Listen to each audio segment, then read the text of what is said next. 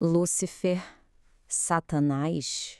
Olha, são nomes que todo mundo conhece, né? Figuras centrais numa das histórias mais famosas que existem. Mas e se eu disser que a história por trás desses nomes é muito, mas muito mais surpreendente do que a gente imagina? É uma trama cheia de reviravoltas na tradução, metáforas políticas que se perderam no tempo e uma construção literária que levou séculos. A gente conhece a narrativa de cor, certo? Aquele ser celestial, superpoderoso, o anjo de luz, que num ato de puro orgulho, resolveu que queria o trono de Deus para si. E o resultado? Guerra no céu, uma queda dramática para as trevas, e ele se torna o grande inimigo da humanidade. É clássico. Pois é aqui que a nossa investigação começa. E se a base para essa figura tão icônica for, na verdade, uma combinação de erros de tradução e de várias reinterpretações ao longo do tempo, é exatamente isso que a gente vai desvendar agora. Ok, vamos mergulhar fundo nisso. Nosso primeiro arquivo é sobre o nome Lúcifer. Para a gente entender como ele virou sinônimo do mal, a gente precisa voltar para a raiz da palavra em si. Em latim, Lúcifer não era um nome próprio, muito menos de um demônio. Era só um termo descritivo, uma palavra comum que significava literalmente aquele que traz a luz. Era, por exemplo, o nome que eles davam para o planeta Vênus, a famosa estrela da manhã que aparece no céu bem antes do sol nascer. A palavra que a gente conhece como Lúcifer fez uma viagem bem longa. No texto original em hebraico, o que a gente encontra é a expressão Helel ben Sha'ar. Ok. Aí, quando traduziram a Bíblia hebraica para o grego, essa expressão virou Eoesforos. E só bem depois, na tradução para o latim, é que São Jerônimo usou a palavra Lucifer. Isso deixa bem claro que Lúcifer não era um nome que estava lá no original, mas foi uma escolha do tradutor na hora de passar o texto para o latim. E aqui está o pulo do gato, o contexto que muda tudo. O próprio texto bíblico, lá em Isaías capítulo 14, versículo 4, diz com todas as letras que a famosa passagem da queda do céu é um provérbio, uma sátira, contra uma pessoa real, o rei da Babilônia.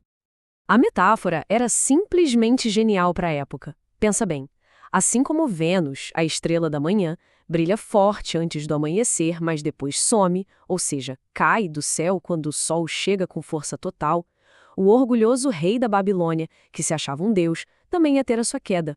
Era um jeito poético e inteligente de zombar de um tirano.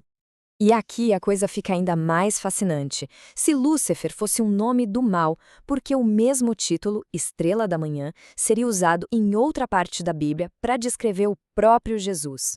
Isso só reforça a ideia de que a palavra em si não tinha nada de maligno. Ela é só um adjetivo, uma descrição. Muito bem, vamos agora para o nosso segundo arquivo, Satanás. Se Lúcifer não era o nome do anjo caído, de onde é que veio a outra metade dessa história toda? No hebraico original do Antigo Testamento, a palavra é Ha-Satan. Esse Ha na frente é o artigo O, ou seja, não era um nome tipo Pedro ou João. Era um cargo, uma função, quase como um promotor de justiça no tribunal de Deus, o acusador. A própria Bíblia mostra como esse personagem foi evoluindo. Lá no livro de Jó, o acusador trabalha com a permissão de Deus, como um agente celestial.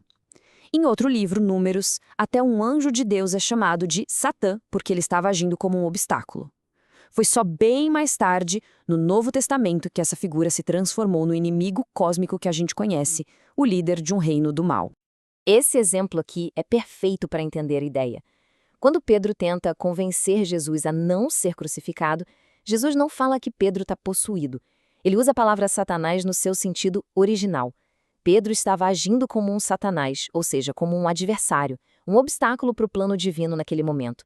A pergunta praticamente se responde sozinha, né? O uso da palavra aqui descreve uma ação, um papel de oposição momentânea e não a identidade de um ser. Pedro estava pensando como ser humano, focado em se proteger e não no plano maior que estava em jogo. Então chegamos ao ponto principal. Como é que essas duas ideias separadas, um nome que veio de uma tradução e um cargo de promotor, se juntaram para criar um dos vilões mais famosos da história?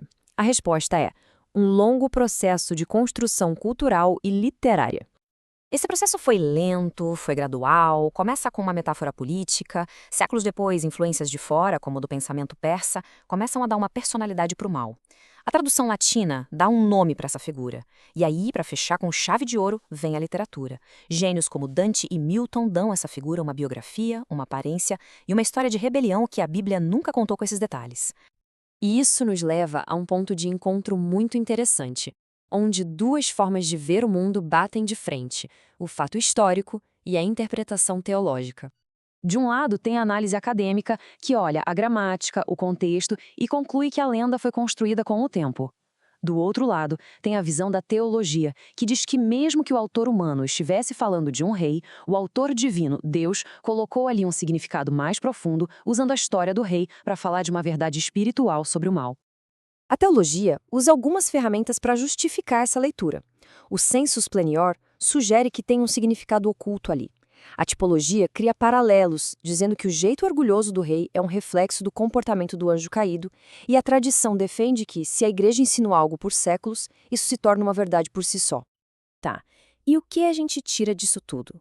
No fim das contas, a lição é sobre o poder imenso que as histórias e as palavras têm de moldar a nossa realidade. Resumindo a ópera, uma palavra em latim para Vênus, um cargo de promotor do céu e séculos de literatura criaram a figura que a gente conhece hoje. Entender isso não é negar que o mal existe, mas sim compreender que a biografia do seu porta-voz mais famoso é, factualmente, uma lenda construída. E essa é a reflexão que fica. A jornada de Lúcifer e Satanás, de metáfora a mito, mostra o poder absurdo que uma interpretação pode ter. E isso faz a gente se perguntar: se uma das histórias mais influentes do nosso mundo nasceu assim, que outras ideias que a gente tem como certas podem ser, no fundo, o resultado de uma longa e fascinante história de construção humana?